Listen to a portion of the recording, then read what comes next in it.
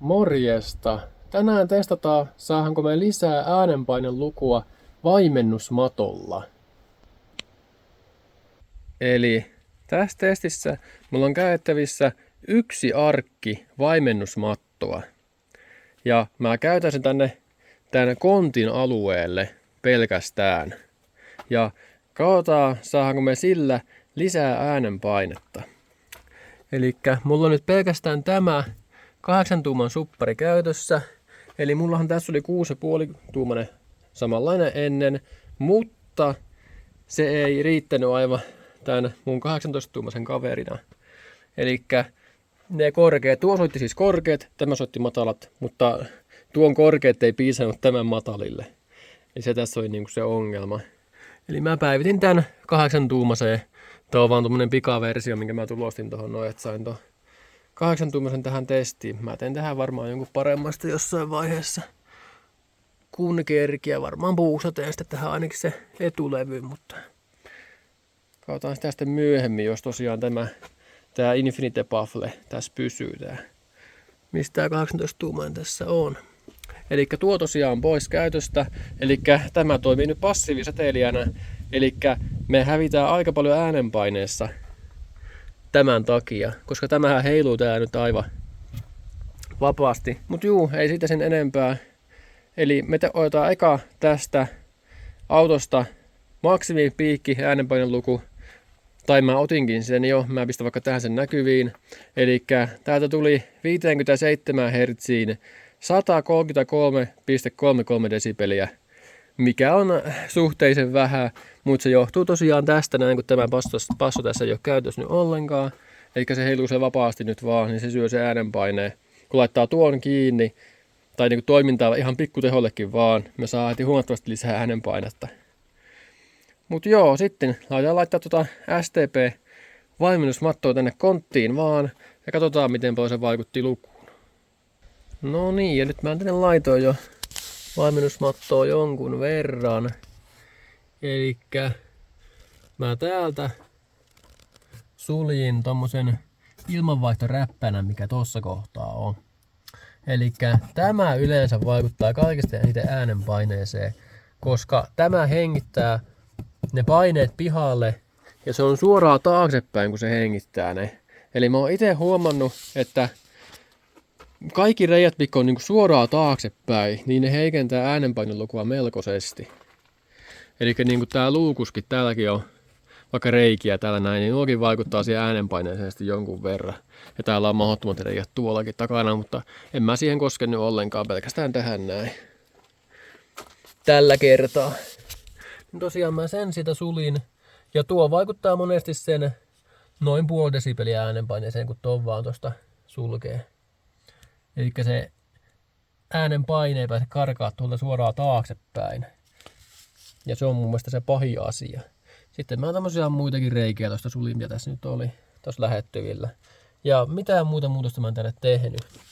Elikkä tuommoisella vaimennusmatolla kannattaa oikeastaan pelkästään sulkea tommosia reikiä ja sun muuta, koska muuten se yleensä vaikuttaa negatiivisesti äänenpainelukuun. Eli ihmisethän luulee monesti, että joo, laitetaan koko auto täyteen vaimennusmattoa, katot ja kaikki ihan täyteen. Sitten saa hirveät äänenpaineet autosta, mutta se ei oikeasti mene niin. Vaan monesti se kadottaa tosi paljon sitä auton tuomaa gainia tai semmoista boostia, mitä auto nyt tuo. Eli kannattaa olla vähän varovainen, miten paljon sitä vaimennusmattoa tänne autoon tunkee, jos niinku äänenpainen mielessä haluaa autoa rakentaa. Mutta joo, mennään nyt mittaa taas nuo paineet uudestaan, että oliko mitään hyötyä tuosta meidän vaimennusoperaatiosta. No joo, varmistaa ne eka, että se on se sama taajuus kumminkin vielä, mikä täällä soi.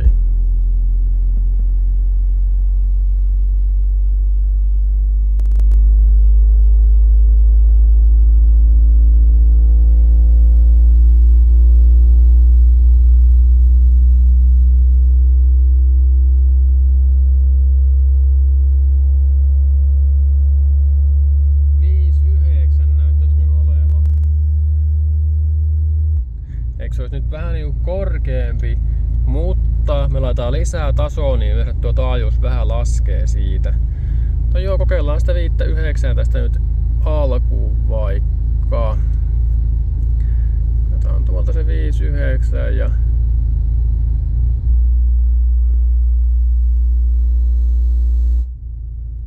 laitetaan vaan naksuja lisää, että saadaan lukua sitä lisää myös.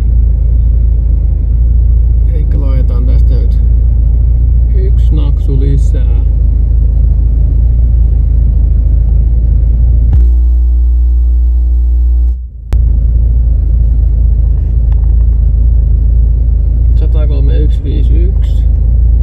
Lisää.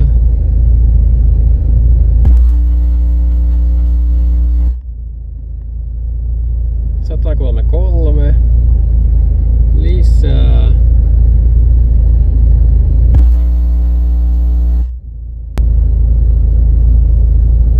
No nyt meni jo meidän viime tuloksen yli. Elikkä tuo vaikutti jonkun verran tuo meidän vaimennus näköjään. Laitetaan lisää naksu. Nyt on alkaa siinä rajoilla jo, että ei varmaan tuu lisää lukua enää.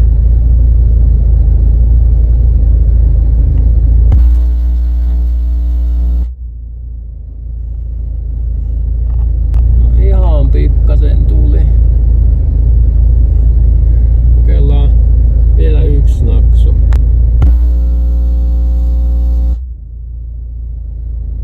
Joo, siihen jää 133,89.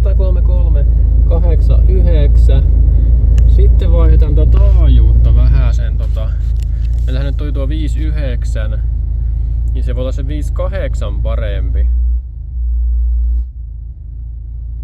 Eli joka on tätä nyt seuraavaksi sitten. Ei tullut lisää lukua. Kokeillaan se 5.7 nyt vielä.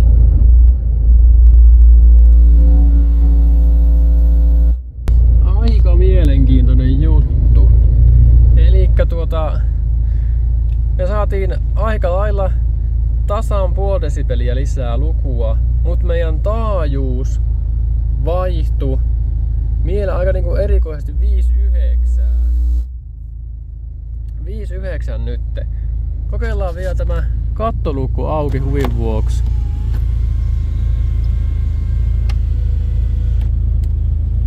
Tällä on joskus tullut lisää lukua, kun tuo on avannut. Kokeillaan sen vielä täräyttää.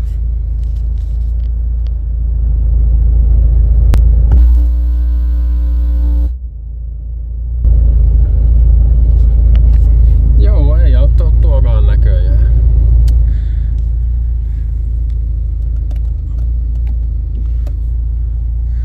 No joo, elikkä me saatiin semmonen noin 0,5 desibeliä, pikkasen päälle 0,5 desibeliä lisää lukua tuolla meidän vaimennuksella. Ja taajuus nousi 2 hertsillä. Elikkä meillä oli taajuus se 5.7 ja nyt se on 5.9. Elikkä kyllä, vaimennusmatoilla saa lukua, kun sitä käyttää oikein, mutta monesti ihmiset käyttää sitä ihan väärin ja väärissä paikoissa, niin kuin äänenpainen mielessä. No, saiko vaimennusmatolla sitten lukua lisää? No, kyllähän me saatiin se 0,56 desibeliä ja meidän piikkitaajuus nousi 2 hertsiä. Aika mielenkiintoista. Mutta joo, saatiin siis lukua lisää vaimennusmatolla. Ja mähän veikkasin sitä 0,5 desibeliä, koska me tuotusräppänä täältä sulettiin. Ja se vaikuttaa just monesti sen 0,5 desibeliä. Ja saatiin pikkasen enemmän. Ehkä se auttoi, kun mä noita muitakin reikiä vähän piilotin tai paikkasin, niin eipähän niistä hengittää sitten pihalle tämä kori. Elikkä jos mietitään kontin vaimennusta, niin mun omien testien perusteella kaikki niin kuin taaksepäin olevat reijät kannattaa sulkea. Ja niin saa ainakin äänenpainetta. Samoin noista kontin kylissä olevat reijät noikka monesti auttaa. Sitten kun mennään kontista eteenpäin, niin siellä on sitten vähän hankalaa jo niiden vaimennusmattojen kanssa niin arvutella mikä toimii ja mikä ei. Mutta kontista sulkee kaikki, niin se toimii yleensä aika niin kuin mukavastikin äänenpaine mielessä. Mut juu, tämmönen video tällä kertaa. Morjens!